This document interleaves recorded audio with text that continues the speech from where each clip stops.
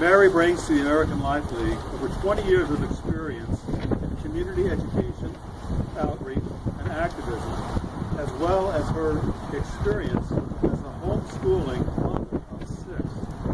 Her positive outlook in the face of our current battle against the culture of death is rooted in her strong Catholic faith. She finds daily inspiration for her work in prayer and in time spent with her family. The Culture of Life Studies program is creating pro-life education resources for grades kindergarten through 12th. The mission is to provide the tools needed to help students become effective communicators of the pro-life message and to answer the call of St. John Paul the Great to build a culture of life.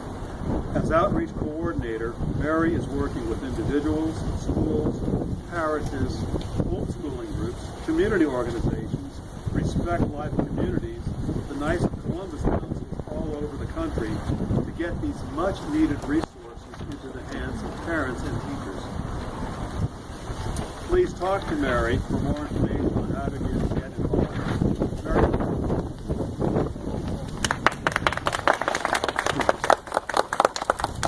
Thanks. 40 Days for Life is an intense and focused time of prayer.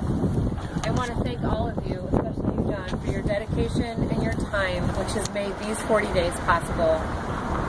Many years ago, I saw a movie on abortion. It was very intense, almost too difficult for me to watch. I left with the feeling that once I walked out of the theater, I had to do something to stop even one more baby from dying. But what? I was a homeschooling, stay-at-home mom of many small children. I have 6 now. I was probably 4 then. What could I do? When faced with the intense evil of abortion, with the reality that children are dying and women are being hurt in buildings just like this one, all over the country on a daily basis, one can feel overwhelmed, even helpless as I did that day I left the movie theater. Each of us here has probably come to a point at some time in our lives when we decided that we had to do something. Perhaps that was the day you began volunteering at a local pregnancy help center, where you joined your parish Respect Life Committee.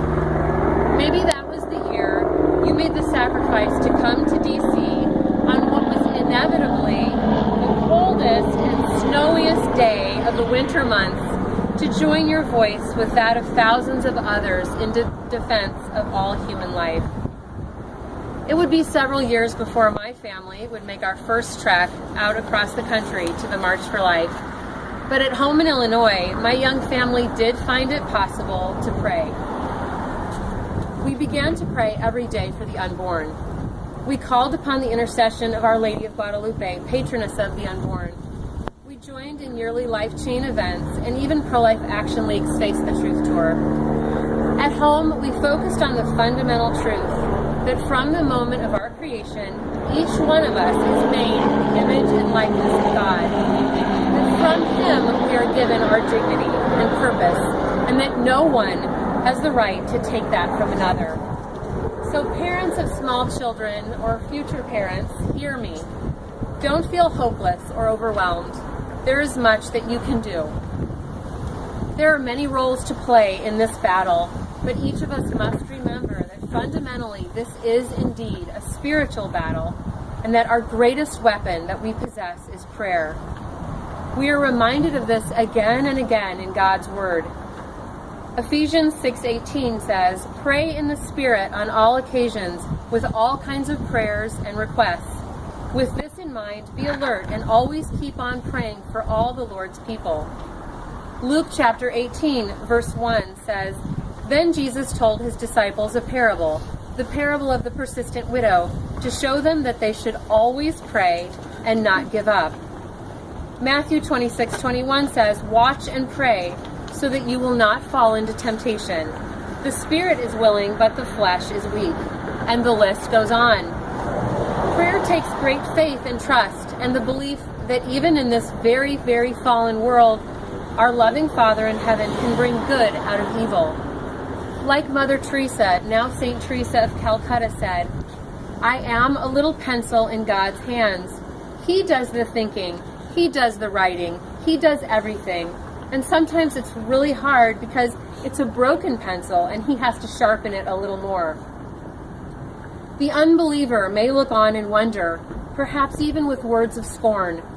He may claim nothing comes of this prayer, that nothing is really going on here. But we know that that is not the case. The stories of babies saved, abortion workers leaving the industry, and even clinics closing are far too many. Those stories strengthen us and remind us that through God, all things are possible. We are indeed his broken pencils. Again, St. Teresa reminds us, God does not require that we be successful, only that we be faithful. And through our faithful witness, God can even change the heart of that unbeliever. One of the beautiful aspects of 40 Days for Life campaigns is that they draw people out into this important work.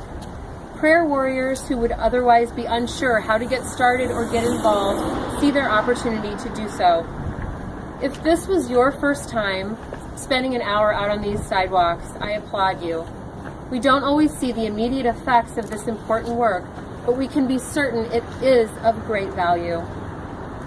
So I want to close today with a challenge. Between now and next spring, come back. Don't wait for another 40 days to join these great prayer warriors on this sidewalk. Some of them are here every day. I can assure you, the spiritual battle here at 1225 4th Street has just begun, and we won't give up the fight until this clinic, like the one on 16th Street, closes its doors forever.